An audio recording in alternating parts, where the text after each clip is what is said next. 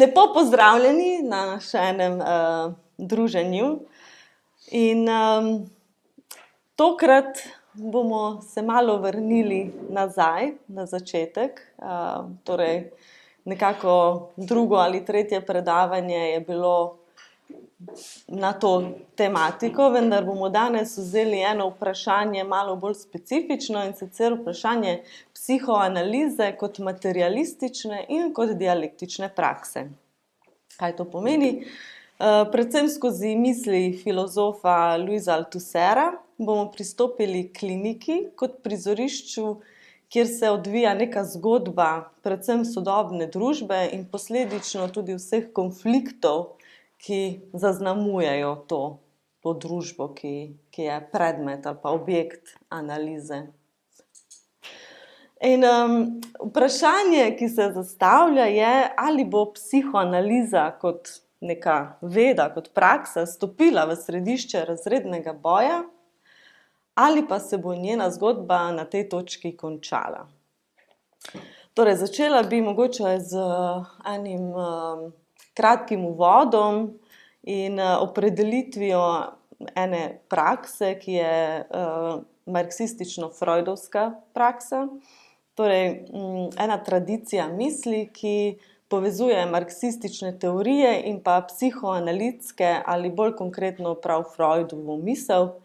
In mogoče ena od najbolj znanih teh poskusov integracije dveh misli je prav frankfurtska šola, katere takratni teoretiki, med njimi recimo Adorno, Benjamin Fromm, Horkheimer ali pa Marcuse in še mnogi drugi, so bili avtorji kritične teorije, ki jo poznamo danes, in poskušali so formulirati neko alternativno družbeno teorijo, ki bi lahko odgovorila na tedanje konflikte in pa tenzije družbeno-politične situacije v tistem času, ki je privedla seveda do nacizma in liberalnega kapitalizma. Torej, lahko rečemo, da obstaja že en relativno obsežen korpus marksistično-freudovske misli, katere glavni cilj je bil neka emancipatorna politika in teorija ter radikalna reorganizacija družbe. In se zastavlja vprašanje, torej, zakaj so vsi ti poskusi spodleteli? To je recimo eno tako relativno ključno vprašanje, se tudi konsistentno zastavlja na novo in bomo poskušali odgovoriti, seveda vedno znova, poskušali odgovarjati in mogoče v tem spodleteti tokrat malo bolje. Ampak najprej mogoče malo, da pristopimo zadevi didaktično, se mi zdi pomembni dva pojma tukaj, ki bodo seveda v nadaljnjem pogovoru pomembni, in sicer to je historični materializem in pa dialektika nasploh. Torej, za Marxa in Engelsa je historični materializem pogled na nek razvoj zgodovine ter lociranje ultimativnega razloga in moči spremembe vseh velikih zgodovinskih dogodkov, ki so se vrstili prav v nekem ekonomskem razvoju družbe, v spremembah načinov produkcije in izmenjave, posledično, kako se družba razdeli v neke konkretne razrede, torej postane tudi razredna družba in seveda na koncu tudi boj med temi razredi, eden proti drugemu, kar je pač logična posledica. Torej, veliko bomo še rekli o historičnem materializmu in materializmu nasploh.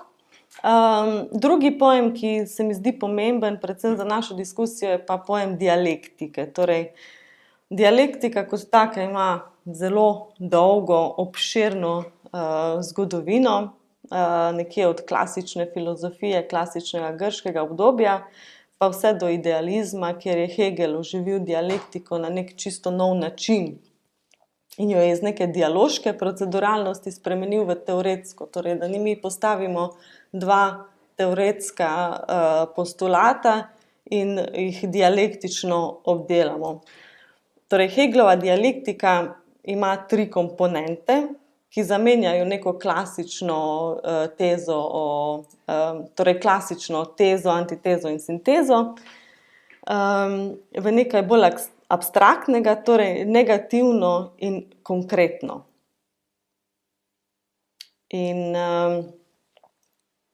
torej za Hegla je nekako pomembno to, da tisto konkretno vedno mora nekako preiti in preživeti tisto negativni stadij, kar definira tudi pač neko mediacijo med dvema idejama, ki tvorijo neko notranjo kontradikcijo. Torej, če preživi in gre onkraj, pomeni, da pač potem je neka ideja, nek koncept, karkoli zdržalo to proceduralnost in potem takem je tudi veljavna. No, in ta aktivnost premagovanja negativnega potem Hegel poimenuje Aufhebung. Torej, Aufhebung nekako prevedemo po našem v slovenščini sublacija, v angleščini tudi sublation, kar pač je ta proces neke snovi ali pa ideje, ki skozi ta proces, skozi negativnost nekako zadrži tisto svojo esenco, svojega duha, ampak ne ostane enaka kot preden je šla čez ta proces. Torej, skozi proces se dejansko spremeni, ali pa z drugimi besedami gre onkraj svojih nekih dosedanjih limitacij. Torej, ta proces naj bi potem omogočil tej ideji, da nekako sublimira svoje limitacije, jih spremeni v nekaj drugega. Torej zaenkrat mogoče, da nam zadostuje, da je dialektika metoda, je proces, je neka dinamičnost, skozi katero lahko mislimo spremembe. Torej, kaj pomeni misliti dialektično? Je to, da vedno vzamemo več elementov problema in jih potem mislimo skupaj. Kot da bi imeli recimo nek stroj kritike ideologije, ki ima svoj lastni nek aparatus, zgrajen iz mnogih elementov in skozi katerega potem lahko obdelamo katerikoli družbeni ali pa ideološki problem in na koncu dobimo nek rezultat, ki se seveda razlikuje od vseh tistih elementov, skozi katere je šel in tvorijo tisti problem, je pa vedno predvsem pomembno, da je nek presežek oziroma nekaj več, nekaj nepredvidljivega, kar prej ni bilo jasno razvidno, kar prej ni vsebovalo v tem problemu. In torej, materializem in dialektika sta dva pojma, skozi katere bomo preizprašali seveda tudi psihoanalitsko teorijo in prakso. In da se vrnemo na začetno vprašanje, torej, kaj imata skupnega Marx in Freud, kot je to nekako poskušal ugotoviti Althusser, ki je razmišljal o teh dveh figurah, o teh dveh teorijah in jih poskušal nekako locirati v tem zgodovinskem času in razumeti, kaj v bistvu sta te dve tako radikalno drugačni teoriji dejansko imeli skupnega. In to je precej torej, ampak predvsem, zakaj sta te dve ideji tako zelo razburili tedanjo, ne samo znanstveno, ampak tudi širšo družbeno okolje. V tistem času, ko se je recimo buržujski razred povzpel na neko pozicijo moči, ker so višji razredi začeli dobivati na pomembnosti v nekem družbenem kontekstu.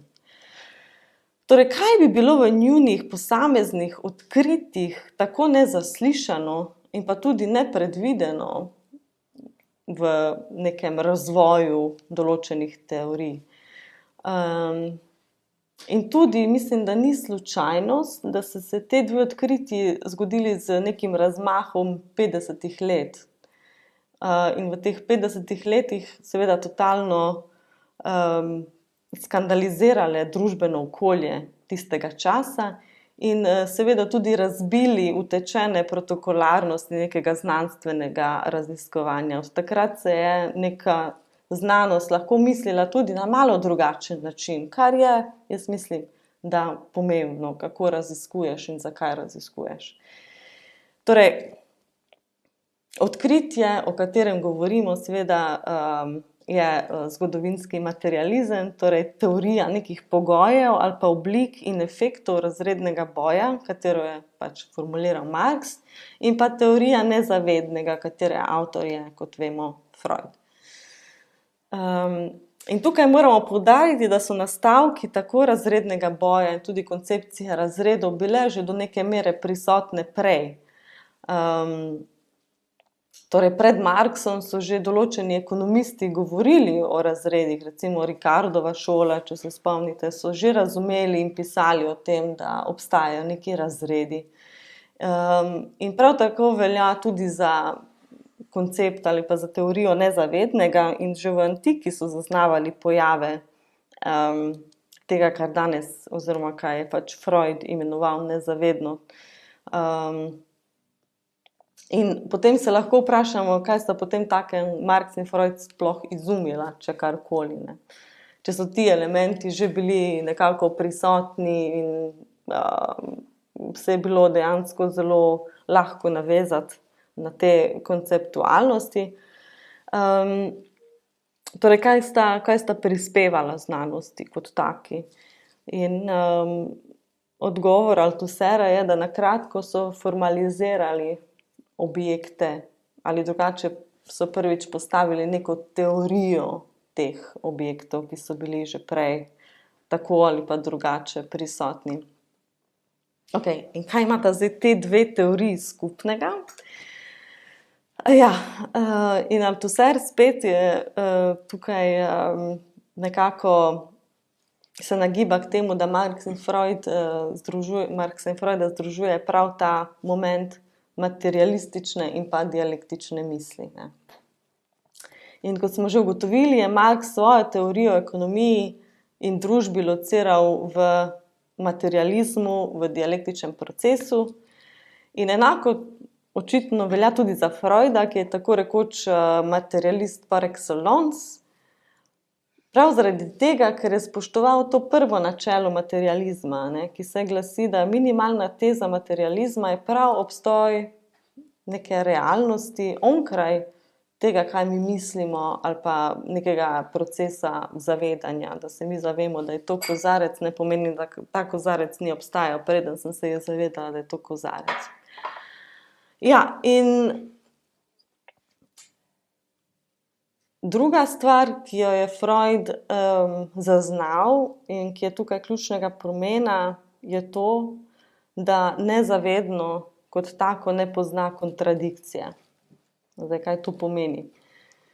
To pomeni, da odsotnost neke kontradikcije iz nekega procesa je pravzaprav pogoj za katerokoli kontradikcijo. In tukaj pač pridemo tudi do momenta dialektike.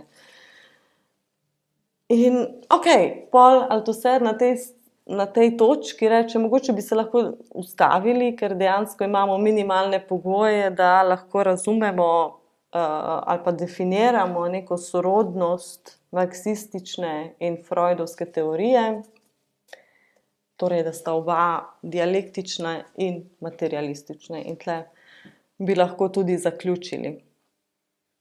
Ampak na tej točki se dejansko začne dogajati ta presežek oziroma se formulira še nek tretji element, ki pa dejansko dialektizira teorijo oziroma neko prakso kot tako, kar prej ni bilo mogoče oziroma se ni nekako mislilo. In to je pomembno, predvsem, če želimo verjeti, da je teorija in praksa, da sta nekako v nekem konstantnem dialektičnem odnosu, da drugo mogoče nekako izpolnjujeta, nadgrajujeta, v določenih primerih tudi uničujeta. In prav tako moramo sprejeti, da je teorija kot taka mogoče zmožna proizvesti efekt spremembe. In da ni samo praksa tista, ki dejansko potem spreminja stvari. Torej, teorija kot taka ni nek statični set idej, ki obstaja v nekem časovno-prostorskem kontinuumu, ravno nasprotno, teorija, vsaj tista, ki nekako nosi neko radikalno esenco v sebi, obstaja v prav specifičnem momentu, ko je v odnosu do sveta, ko je v odnosu, v nekem dialogu z pogoji in z problemi tistega specifičnega momenta, ki pa potem teorijo oblikujejo. In v istem momentu pa ta teorija ima efekt na dejanske pogoje in razvoj dogodkov. In v tem smislu pač mislimo, da je teorija materialistična oziroma določene misli imajo materialistično komponento. In pol tretji dialektični moment, ki ga Althusser nekako potem razvije, je prav ta konfliktualna lastnost, tako marksistične kot Freudove teorije. Zakaj konfliktualna? Ali pa kaj sploh je konfliktualna teorija? Nekaj smo že rekli o zgodovini razvoja psihoanalize in v članku Psihoanaliza v krizi, antagonizmi, nemogoče relacije, kot se je tudi glasilo eno od prvih pogovorov, ki smo jih imeli tukaj v RAVMAU, sem do neke mere predstavila to zgodovino razvoja psihoanalize, recimo od časa Freuda, ko je nekako inauguriral to teorijo, pa vse do Lacana, ki je poskušal reartikulirati Freuda, z namenom zaznavanja prav teh nekih kriznih momentov ali pa nekih zarez, ki pa so bile ključnega značaja za psihoanalizo samo, ne za njen razvoj. In če vzamemo to idejo o konfliktualni teoriji, po Althusserju je ta konfliktuarnost, ta konflikt, bomo rekli, problem kot tak, reproduciran znotraj samega polja. Torej ni nekaj, kaj prihaja od zunaj in potem nekako ima vpliv na polje, ampak se nekako reproducira od znotraj. Torej od samega začetka, torej od neke te inauguracije psihoanalize, je ta konstantno provocirala zunanjost. In provocirala je ne samo nek močen odpor in kritiko, seveda z strani znanstvenega polja, ampak kar je še bolj zanimivo, prav po drugi strani neke težnje po reviziji ali pa težnje po nekih poskusih priključitve teorije, torej da na nek način to teorijo posvojijo druga področja. Torej, predvsem ti elementi revizije in priključitve so ključni, vkolikor kažejo na neko resnico. Neka resnica, ki jo vsebuje Freudova teorija. Torej, če nekaj ni res, potem ni potrebe za uničenje te ideje, pa če pustiš, da obstaja. In Freudovi nasprotniki, prav nasprotno, so videli nekaj resničnega, nekaj, kar bi lahko bilo potencialno tudi grozečega. Nekaj, kar je z drugimi besedami nevarno in mora biti apropriirano z namenom, da se potem te resnice nekako prilagodi in da gre skozi ta nek proces revizije, da se v končni fazi seveda nevtralizira. To je nek zadnji ključni moment. In tukaj imamo primer te neke neskončne dialektike.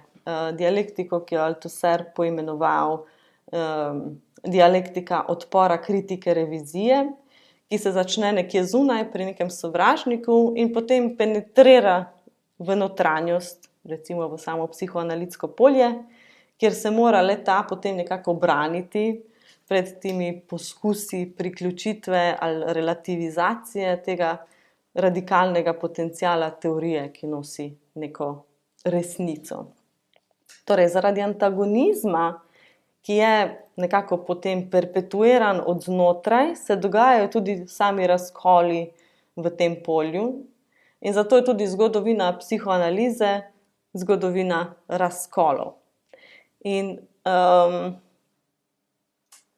mislim, da je tukaj pomembno tudi povedati, da v tem primeru potem ne moramo govoriti o nekem linearnem poteku nekega zgodovinskega časa, ampak prav zaradi te dialektike, ki konstantno diktira razvoj neke prakse, neke teorije in še dodatno tega razkola, je potem oblikovana in definirana z krizo, ki pa ta nek zgodovinski čas potem seveda prekinja oziroma ga redefinira, ne.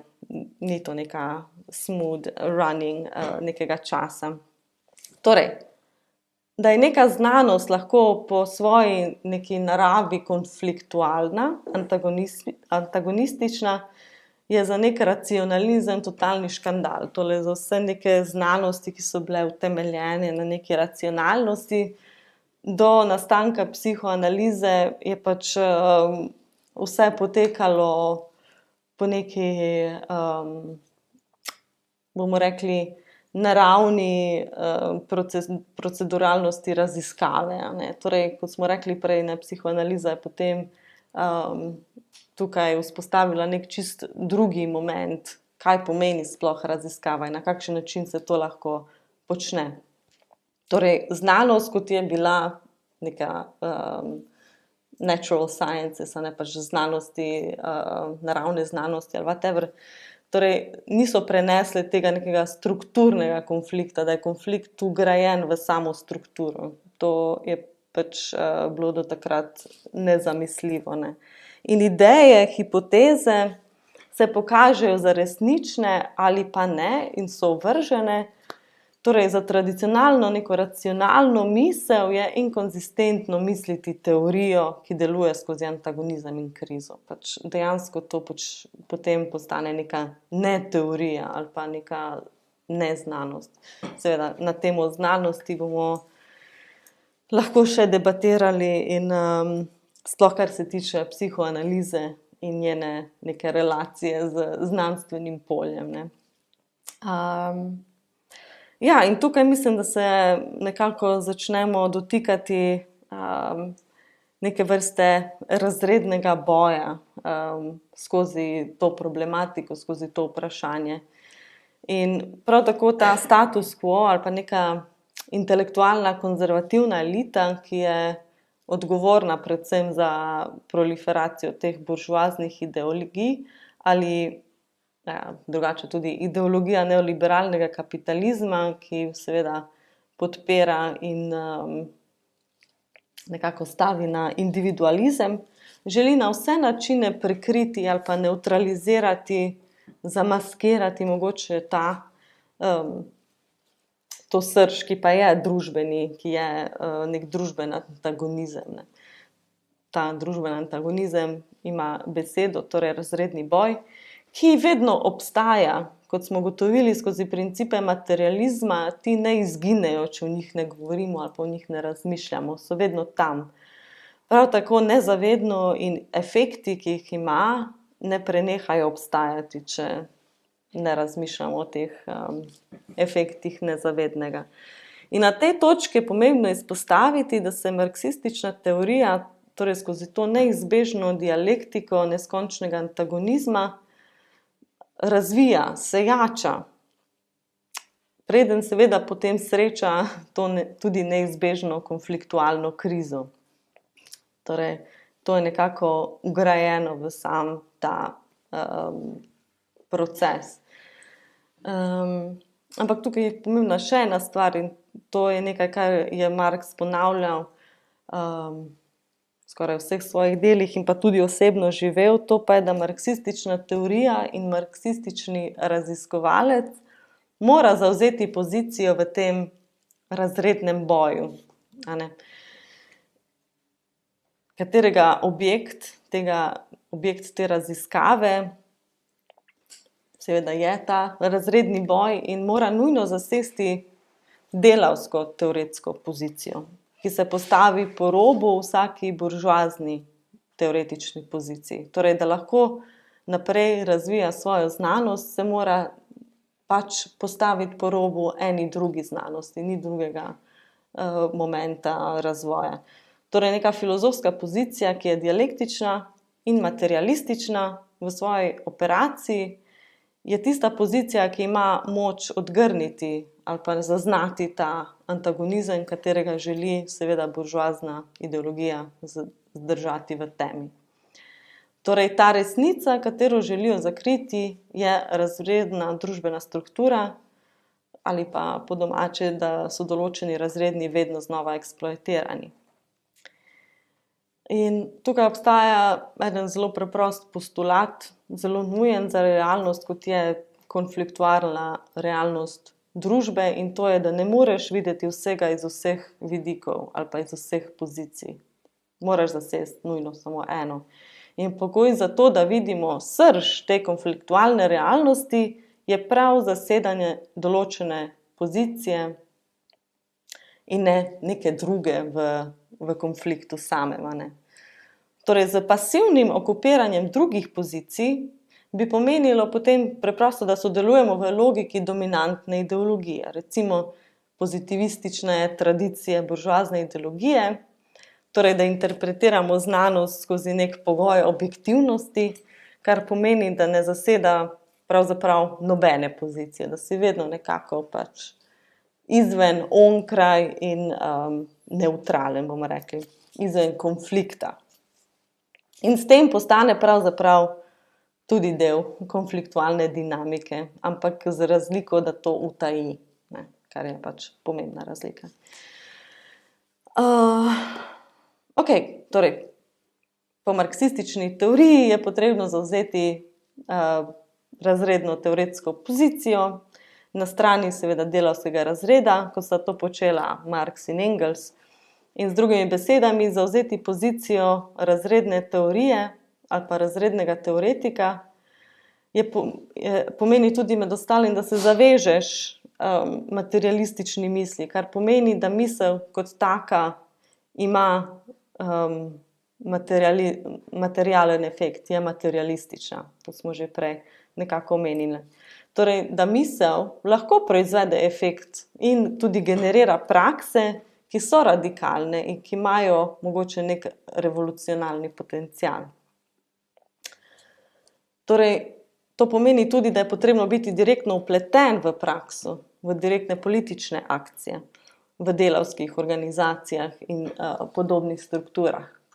Kar me pelje do neke zelo simptomatske realnosti današnje levice, mislim, tle levice kot generalne levičarske prakse in politik, ki se zdi, da so pozabile na svoje dejansko poslanstvo ter koga zastopajo za svojo politiko, namreč prav delavski razred. In daleč mogoče smo od časa, ko je Lenin videl v proletariatu nek revolucionarni subjekt, ki bo pripeljal do revolucije. In z besedami Kautskega, ki jih je potem Lenin ponovil v svojem delu v Aristobidana, kaj je za narediti. Torej, ni druge poti za intelektualca, kot da postane del ljudstva in skozi praktično izkušnjo boja zatiranih. In prav tako se včasih zdi, da intelektualci, predvsem na levici, potihem negirajo zmožnosti delavcev, da recimo razumejo teorijo, da lahko na nek način tudi oni razmišljajo teoretsko, konceptualno, kar seveda je potem čisto druga stopnja diskriminacije. Ampak dobro, mislim, da predvsem bi rada tudi nekako izpostavila, da podobno se dogaja tudi v psihoanalizi, ki kot teorija in praksa, ki se je seveda razvila v nekih krogih višjih razredov intelektualcev, seveda, ki so bili šolani na pač top univerzah, in razvili teorijo, ki naj bi tako služila le višjim slojem, ki so jo tudi zasnovali, višjim slojem, seveda, ki si lahko privoščijo nevroze. In že dolgo obstaja neko tiho prepričanje, da revni ljudje ne rabijo analize, da jim ta proces ne bi ravno koristil. In seveda, nekako se mi zdi, da je to predvsem zato, da psihoanalitiki lahko upravičijo svoje zelo visoke cene svojih seans. In na tak način potem se teorija in praksa seveda izolira v neki buržujski ideologiji, in perpetuira ta razredni sistem, vzdržuje tudi neko konzervativno pozicijo in idejo nekega napredka. In je pozabljeno pogosto dejstvo, da je Freud sam postavljal tako imenovane free clinics, torej klinike, ki so bile praktično zastonj, klinike dostopne prav za delavski razred. In je vzpostavil mrežo analitikov, ki so skozi neko lastno ekonomijo, skoraj so imeli nek interni sistem, skozi katerega so operirali praktično po celi Evropi, sprejemali ljudi z najrazličnejših seveda, pozicij, razredov, prav s tem namenom, da omogočijo obravnavo onkraj teh najvišjih slojev, seveda. Potem se je zgodila druga svetovna vojna in seveda pač free clinics je bilo hitro konec, so zatonile v pozabo, ampak moram reči, da se ta trend in ta ideja nekako vedno znova obuja in moram reči, da je veliko takih iniciativ po svetu, ki nekako poskušajo se ravnati po teh Freudovih začetnih free clinics. Vsaj v anglosaksonskem svetu je nek povratek teh klinik, ki delujejo po principih inkluzivnosti in ponujajo terapije po seveda veliko nižjih cenah, kot so neke te mainstream prakse. Ena od takih iniciativ je seveda Red Clinic, kjer tudi sama sodelujem na praktični in pa organizativni ravni. Red Clinic je internacionalna klinika, ki sloni na socialističnih principih in je bila koncipirana po načelih marksizma. Torej kolegi iz Brazila, nekaterih območjih Južne Amerike poročajo enako o teh nekih fenomenih, ki spet pač se vračajo nazaj v obravnavo, razmišljanje in pa predvsem odpiranje prostora tudi ljudem, ki mogoče nimajo pač, ne vem, $150 za en session, Torej, trenutno v Brazilu, v nekih delih Južne Amerike se začenja spet ta fenomen, recimo temu pravijo street analysis, kjer praktično na ulicah ali pa na trgih psihoanalisti postavljajo svoje klinike. In na odprtem poslušajo ljudi, ki pač preprosto prihajajo mimo in pač si želijo nekega posluha dejanskega. Medtem ko drugi pričajo o izzivih ali pa nezmožnostih palestinskih kolegov, psihoanalistov, o opravljanju analize v okupirani Gazi, kar seveda pač vsa ta pričanja, to je bilo vse pred začetkom teh genocidnih akcij strani Izraela, torej da pač vsekakor danes v Gazi psihoanalize ni več. Je pa bila zelo otežena, bomo rekli, seveda, za strani izraelske kontrole izvajanja same psihoanalize. In ti primeri, še mnogo kateri, pričajo o neki psihoanalizi, o neki praksi, ki je še vedno zvesta stvari, torej neki kauzi, ki jo je zastavil Freud, in da še vedno obstaja ta radikalni element, ki definira psihoanalitski akt. Prav tako pa dokazuje, da je psihoanaliza kot družbena teorija in praksa tudi globoko politična. In seveda ne gre brez tega, da se dotaknemo psihoanalize kot politične prakse, ki pa je prežeta in dejansko formirana z strani kriz. Torej, zgodovina psihoanalize je zgodba o teh neprestanih tenzijah, konfliktih, ki izhajajo iz raznih teh kriz, ki jih je generiralo samo polje psihoanalize. Torej, razne fakcije ali pa sile znotraj psihoanalitskega polja, ki pač potem vsaka po svoje nekako zagovarjala ali pa interpretirala teorijo, je povzročala vedno nove krize, vedno nove razkole, vedno se je nekako to samo polje fraktiralo, če lahko tako rečem, ampak po drugi strani je ravno ta konfliktualna srž, ki je del psihoanalitske teorije, tista, ki je revolucionirala naš pogled ali pa razumevanje subjekta, ki je del družbe, v kateri pač obstaja. Ne. In kot smo ugotovili z to serijo, je psihoanaliza konfliktualna teorija in praksa, kar pomeni, da je objekt njene raziskave seveda konflikt. A je to pač nek nezavedni konflikt, ki ga prinašamo in o katerem govorimo, in pa neposredno tudi družba, kot taka. Torej sama tudi proizvaja konflikte in krize in ni samo nek proces analize zunanjih kriz, le-te so tudi dejansko sestavni del psihoanalize, poraja se pa tudi naslednje vprašanje tukaj, namreč sistem, ki bazira na tej akumulaciji antagonizmov kot nek svoj primarni modus delovanja, pa mora tudi v določenem trenutku nevtralizirati ali pa na nek način razrešiti te določene nakopičene tenzije. Ali pa z drugimi besedami, kot vemo iz ekonomije, akumulacija v neskončnost pač dejansko ni mogoča, ni realna. To je pač nemogoče v neki praksi izvajati. Torej, kaj se zgodi z neko mogoče notranjo ekonomijo psihoanalize, če nastane nek ta presežek, nek surplus nakopičenih konfliktov? To je neko mogoče odprto vprašanje, ki ostane, kaj se bo zgodilo za samo psihoanalizo. Torej, mogoče za zaključek izhajamo iz enega vprašanja, kaj sploh je psihoanaliza.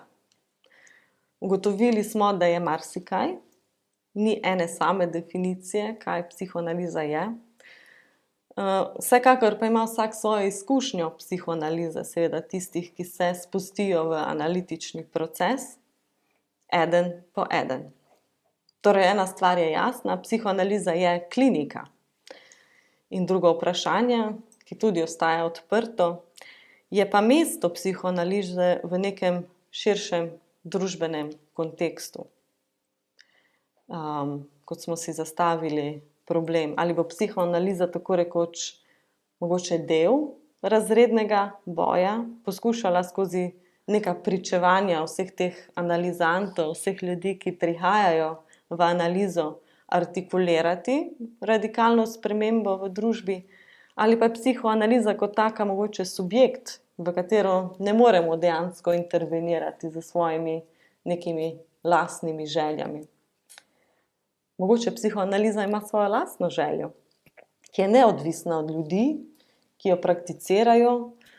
Mogoče je praksa, ki bo prišla ali pa šla svojo neko pot skozi dialektiko kriz in njenih efektov.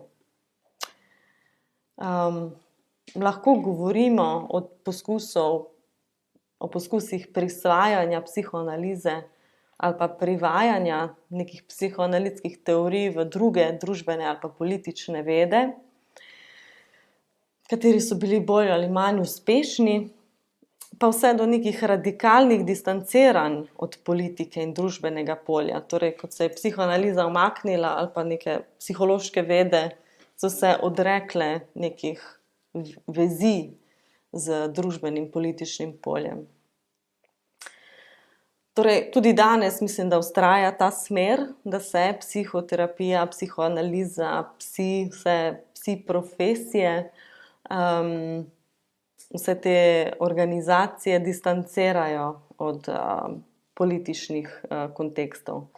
Seveda ostanejo razni posamezni teoretiki, ki pa še vedno skušajo misliti psihoanalizo s politiko in s filozofijo. Pionirji tega seveda rizičnega poskusa je prav ljubljanska šola. In se nadaljuje v različnih kontekstih, v različnih tudi prostorskih dimenzijah.